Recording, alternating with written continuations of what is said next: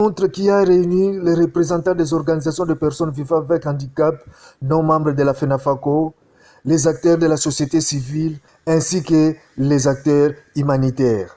Ensemble, ils ont réfléchi sur une stratégie commune à mettre en place pour bien faire les plaidoyers auprès des autorités sur la question de sécurité alimentaire inclusive en faveur des PVH, a précisé Patrick Pindou. Aujourd'hui, nous organisons cet atelier où la majorité des organisations représentatives des personnes vivant avec handicap qui ne sont pas membres de la FENAFACO ont répondu, et aussi les autres organisations de la société civile ont répondu à cette invitation, et les acteurs humanitaires. Donc nous sommes en train de réfléchir pour pouvoir mettre cette stratégie-là pour que dans les jours à venir, que la question de la sécurité alimentaire inclusive devienne une réalité en République démocratique du Congo, et qui poussait aussi les gouvernements au niveau national, même provincial, dans toutes les provinces, pour arriver au respect des droits des personnes vivant avec handicap.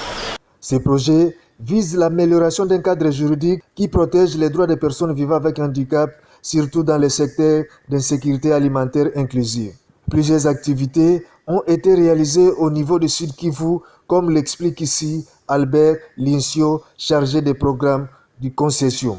Et l'activité aujourd'hui que nous sommes en train de mener sera aussi assortie de plusieurs actions où, par exemple, nous allons assortir d'ici avec un réseautage entre Kinshasa et la province du Sud Kivu pour mener des actions de plaidoyer au compte de la personne vivant avec handicap afin de lui permettre d'accéder à plus de droits, mais aussi accéder aussi à la sécurité alimentaire qui est le focus de notre programme. Nous sommes très convaincus que de l'expérience que nous avons connue au Sud Kivu et que nous avons aussi des partenaires qui sont dans le programme ici au niveau de Kinshasa, ils vont continuer l'élan que nous venons de commencer aujourd'hui au niveau national pour permettre à ce que les actions qui seront conclues dans les 2 sessions, parce que la première session a pris fin, il y a déjà plusieurs recommandations, il y a déjà plusieurs actions dans le futur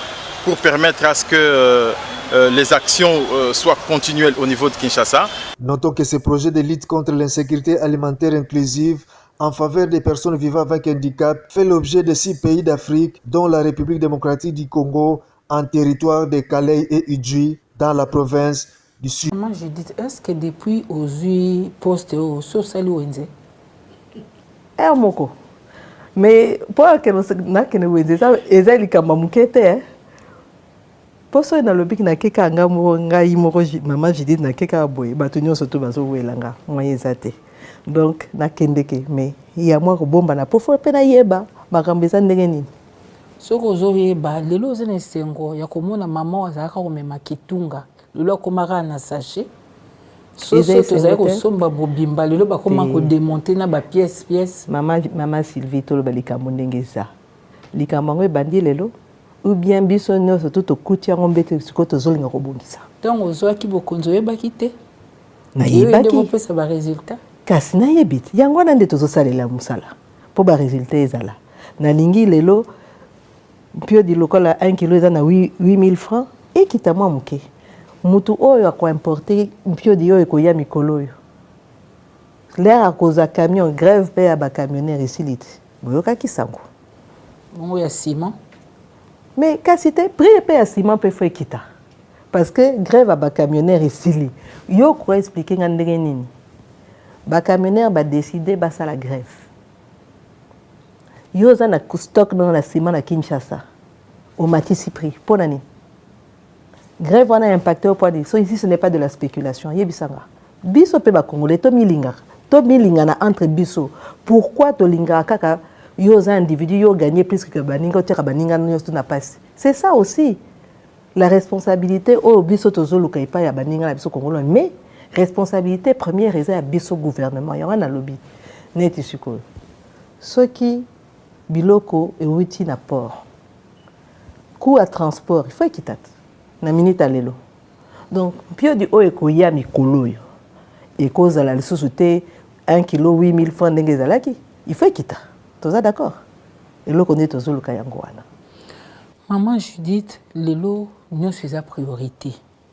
na peut-être ko définir gouvernement na on ndengeni poto ebe les kabazaki ba warrior na peut-être ya lelo ceux qui boza banani tant musoko sunga bana mboka pe baeba ceux qui oza au te marque nini hein mais tout là secteur local à transport naufrage et sali passi et comme ils n'ont pas moi mbalebele banzela bambouteillage tout kolobate sengela ki ke police comme au telema na balabala po ate abino ba kondique sens unique eza mabe po bino nde mutu bosala kango soko tali compagnie aviation to ko mobiki la na caprice ya CA baza société privée surtout que la infrastructure to lo bana bisoté courant pena mai to lo bana bisoté maman Judith na mboko nyonso ezali prioritaire aux autres mutu na vraiment ne sika nini na ngonga nini ya moyen terme bana mboka ba ya solo maman mutakomi wana esengeli makambo ezala autrement que tango mibali baza ko gouverner ya solo maman Sylvie ndenge lobi la priorité eza ebele yo moko omoni alerte bano solo la to lobi nini total pouvoir d'achat ba congolais total ndenge to kitisango yango to bandi $3, ça fait 3 mois. Tozaka na 2870 zones âgées quand ils sont quand même stable. Ba misusu baloba ki yote na minito il fallait déjà 3000 et comme 3000 te tozo meka ko stabiliser. Ko stabiliser ba pe tozo luka kita. Tozo bundelango. De la même manière les lots kitisi prix à carburant. Eza musala tozo sala malembe. Sikoyo ngana lobi boye mama. Soko za na kati ya libulu. Oza na 100 mètres na se. Attends, mati 80. Mutu oaza libanda azo mono wapi? Na libulu. Problème na biso yango wana toza nango na Congo, na RDC. Batu nyonso tout bazo mutala ka babia azala kati. Pourtant na mati etikeleka 20 mètres na bima. Donc kalate mutu nezo monana. Tozo tambola, malembe toko bima. Maman Judith, na saki mo enquête balobia wa. Mutu na suka.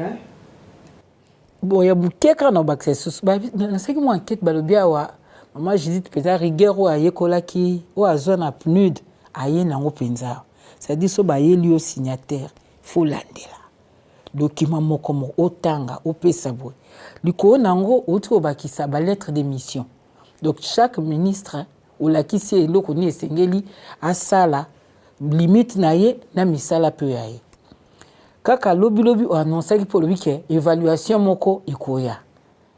Tout li qui a été na suka nango ba obako kota na logique na ote et sengela na bomba rendre ba tablier to ko sala mandenge nini po yebiete ba composition le quoi gouvernement boye ils a plus na dose politique que technique. Donc ba technocrate baza na c'est par rapport à dose politique. Wana ngana kozongi so epa mokonzi mboka. Mokonzi mboka lobini ngai na tie en place toloba bauti pour et permettre ngai na kolandela misala oyo nzela lutenele webimi mitendi basala obena au revoir Matadi Kibala. À bientôt, au revoir Matadi Kibala. Surtout c'est là le tenir les gars. Surtout c'est là le tenir les gars. Fachi béton toujours. Na mona ba béton va couler.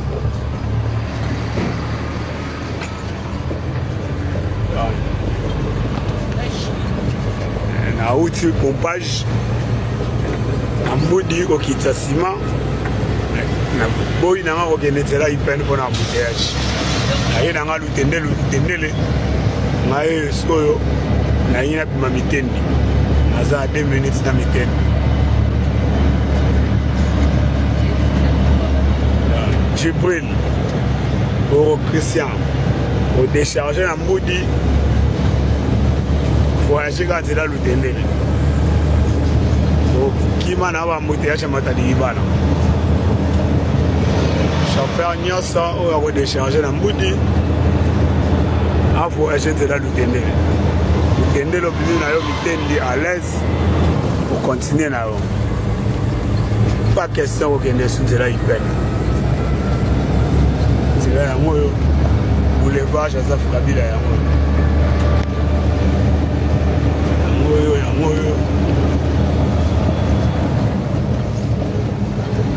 ozomona mosala esalama